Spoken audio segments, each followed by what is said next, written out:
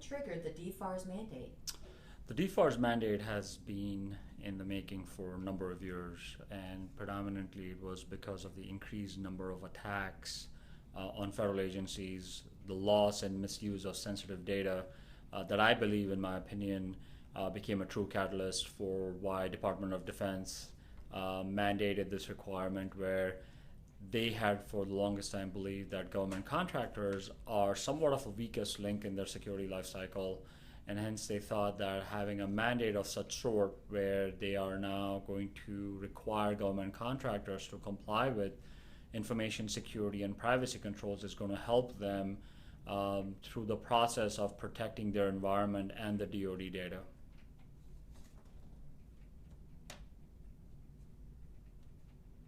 What are the DFARS clauses?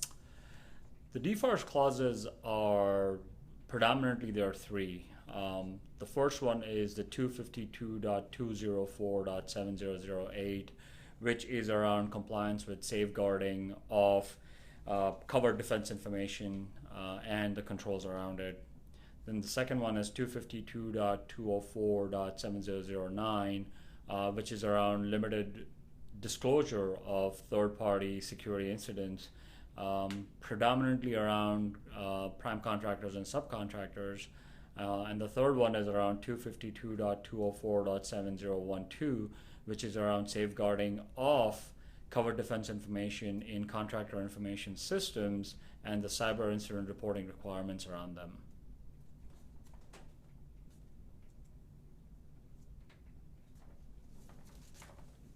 What are the basics of the DFARS compliance requirements related to cybersecurity?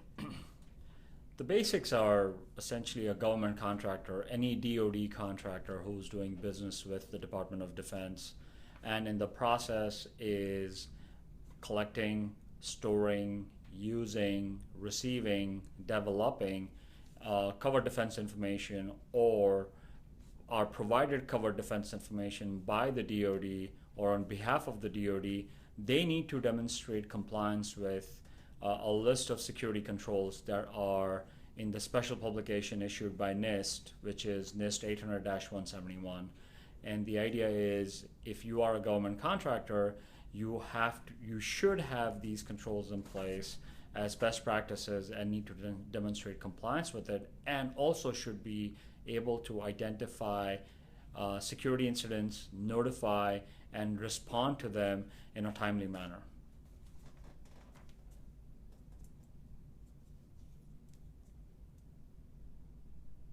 What is covered defense information or controlled unclassified information or unclassified controlled technical information?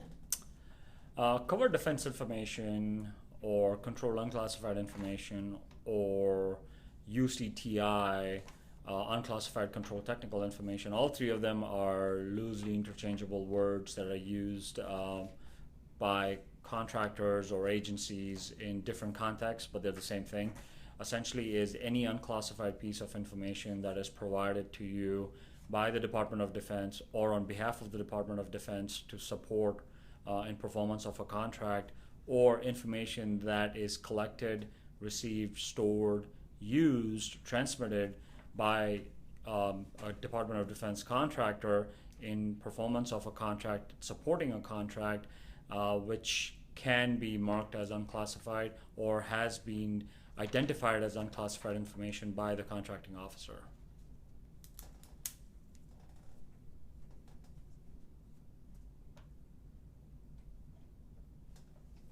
When must contractors be compliant with the DFARS clauses? The mandate requires DoD contractors to comply by December 31st, 2017. That's the drop dead date by which all contractors have to demonstrate compliance. Now, in some cases, contract modifications or contract languages may require DoD contractors to comply with much sooner than December 31st, 2017. Contractors need to identify and notify the Department of Defense if they're not going to be able to comply with those controls listed in their contract or in the publication NIST 800-171 within a specified period of days that may be listed in your contract or within 30 days to the Department of Defense CIO's office. Can we redo that? Sorry. We'll do it again, and I'll Okay. ask the question. Remember, we're gonna have to make a pause before you answer me, too. I've forgotten about that. That's okay. We're gonna go ahead and add question 5. When must contractors be compliant with the DFARS clauses? The mandate requires contractors to comply with the particular clause by December 31st, 2017. The DoD contractors could potentially receive contract modification language, or their new contract language may require them to comply with this particular mandate sooner than December 31st, 2017.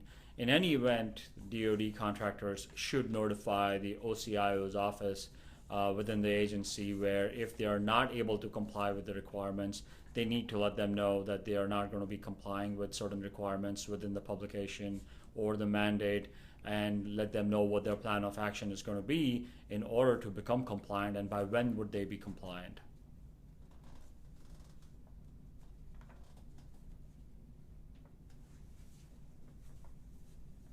How do contractors demonstrate compliance?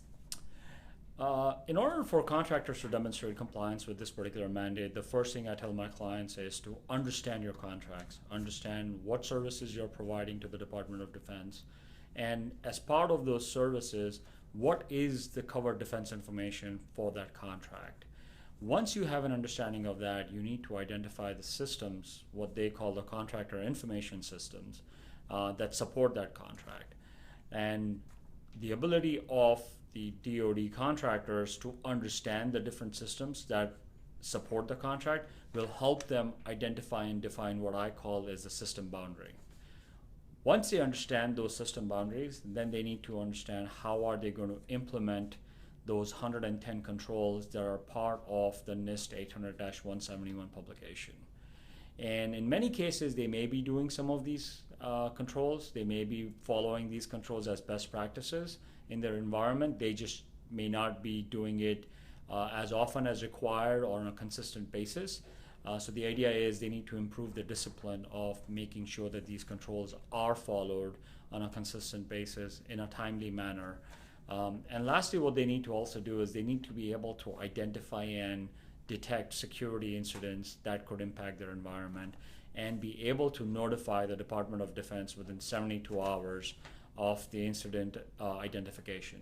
And in order to do that, they would need to have a DoD DC-3 assurance certificate that they need to obtain from the Department of Defense.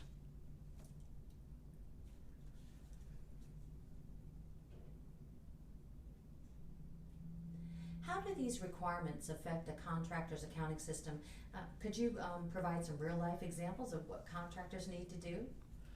Sure. I mean, part of it is if you as a contractor are required by the contract to provide invoices or billing in a certain manner, that potentially could have what could be covered defense information for that particular contract. And if you have to provide that and you're storing that information, or you've keyed that information in the accounting system, then that accounting system will be in scope from a compliance standpoint. What I generally advise my clients to do is not to input, store, or provide any kind of CDI either in the accounting system or through any interfaces to the accounting system, because that way you can avoid the accounting system being in scope from a compliance standpoint. Now, this, of course, is based on that the contract does not require you to provide that information as part of your billing or invoicing that you do to the federal agencies. If you have to, for whatever reason, provide CDI in your bills or invoices, then the contractor has no choice, and in that case, the accounting system will be in scope for compliance.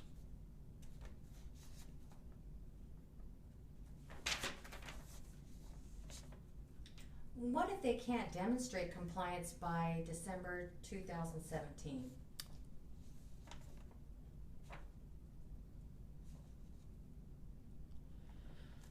In the event if a contractor cannot demonstrate compliance by December 31st, 2017, I recommend all my clients to reach out to the contracting officer and have a very open and honest dialogue with them and let them know that you're working towards the contract. The DoD contractors are working towards getting compliant, but they're not there yet, and they won't be there by December 31st, 2017. Generally, if a DoD contractor has engaged a third-party assessor to assess their environment against the NIST 800-171, the assessment firm or the independent assessor should be providing what we call a security assessment report and a plan of actions and milestone. The plan of actions and milestone is a document that the DoD contractor can then provide to the contracting officer and let them know where they are falling short or what controls are weak in their environment and how they're going to strengthen or enhance the control environment so that they become compliant eventually, and what the target date is.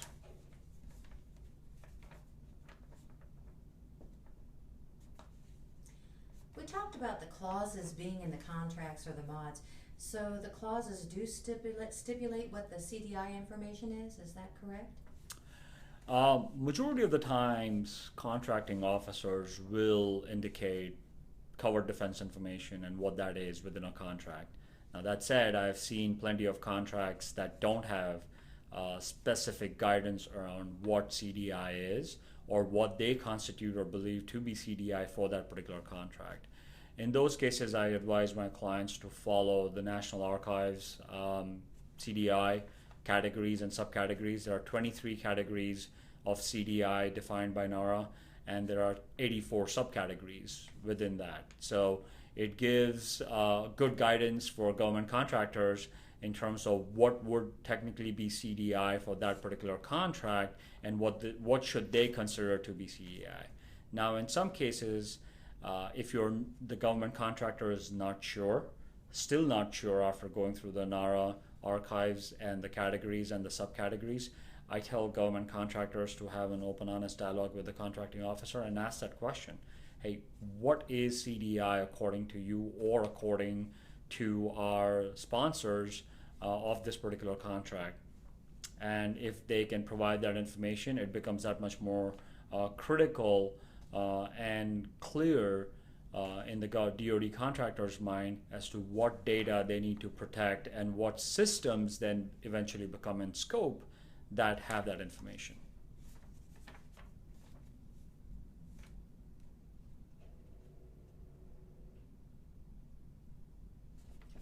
How does this affect subcontractors? The mandate is meant for both prime and the subcontractors. It's going to be no different than any typical flow down from a prime contractor to a subcontractor. The subcontractor in this case is also required to comply with these 110 controls within the NIST 800-171 publication.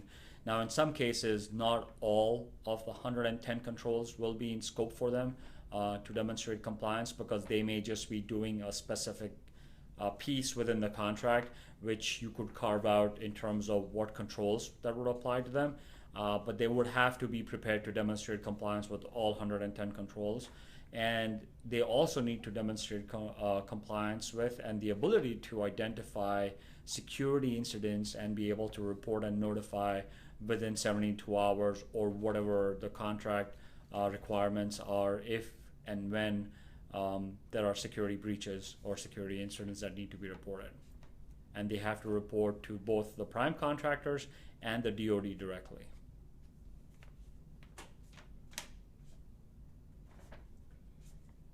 What if the contractor information system is cloud-based or hosted or managed by a third party?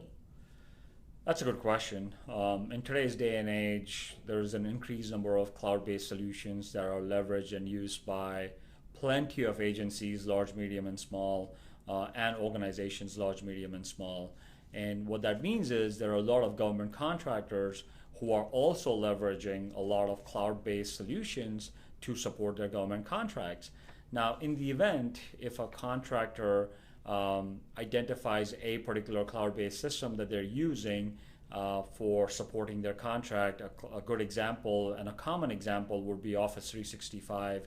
A lot of my clients, when I talk to them, they say, yeah, we don't know whether our folks, our personnel, are transmitting CDI through our email or not, but there is a high possibility that they are, which then makes Office 365 in scope for compliance. Now, if they are using Office 365, what I suggest my clients to do is use the FedRAMP moderate accredited version of Office 365 because it's already gone through the rigor and the assessment of information security controls at moderate level and has gotten the accreditation by federal agencies. So you're better off leveraging that so that you don't have to worry about, as a contractor, to demonstrate compliance in that particular system. We're going to repeat that question again because of the thunder outside and how it just did this to you. Sorry about that. So the question again was, what if the contractor information is cloud-based or hosted or managed by a third party? That's a good question. In today's day and age, cloud-based solutions are leveraged by organizations of different sizes, large, medium, and small, in all verticals. And in my experience, government contractors leverage cloud-based solutions quite often to support government contractors. So my advice to all government contractors, especially DoD contractors, is if you are leveraging a cloud-based solution to support the performance of a contract, understand and identify those systems and talk to the cloud solutions provider and see if they are FedRAMP moderate compliant. Because if they are FedRAMP moderate compliant, then you can leverage that particular accreditation and then not have to worry about demonstrating compliance with information security controls in that system.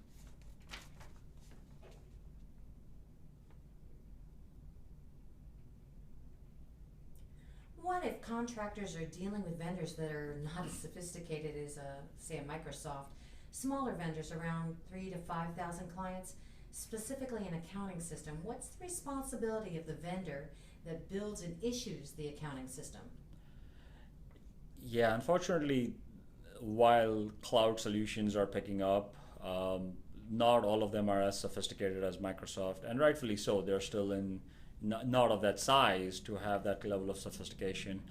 But in the event if a DoD contractor is leveraging a cloud solution that is probably not as mature, or the environment is not as mature, or cannot be relied upon from compliance or information security requirements, in that case, the onus is still going to fall on the prime or the subcontractor to make sure that they can demonstrate compliance with those controls, if not directly within the system, outside of the system.